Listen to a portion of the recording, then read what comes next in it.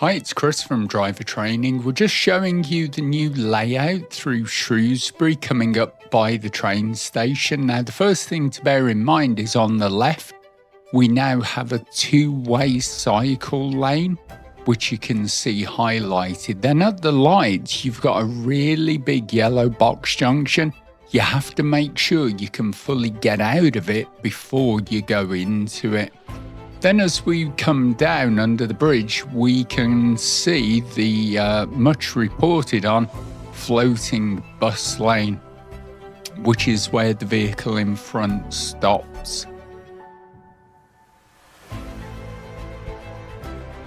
Now, the next thing that doesn't quite make sense at this point, and the roadworks haven't finished yet, but here, look, we've got a keep clear box in front of us. And that is for traffic coming out of the train station. But where that keep clear box is, first of all, if the cars in front can't move and we're having to keep that clear, why are we letting cars out of the train station?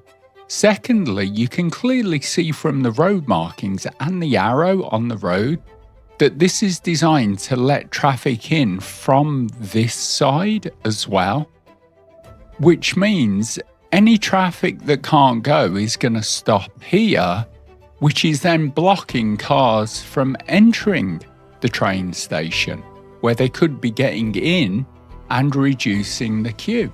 The second thing to bear in mind is any cars coming out of that train station, if there are pedestrians walking down, they're going to block the views of any cyclists who are coming down that hill.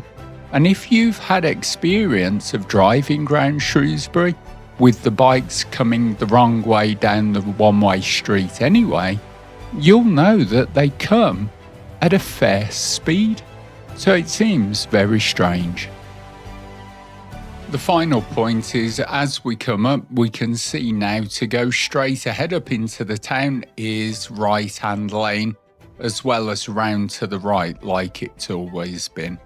As you come down, it's just bearing in mind as you come around the corner, especially if you're on your driving test, just make sure, well, even if you're not, to be honest, just make sure that you can clear the big box junction in front, because so many people get caught out on this route. So hopefully that's helped you make sense of the current changes to Shrewsbury Town Centre and how you can deal with them as a driver. So don't forget to like, share and subscribe to our YouTube Shrewsbury-Driving for more hints and tips.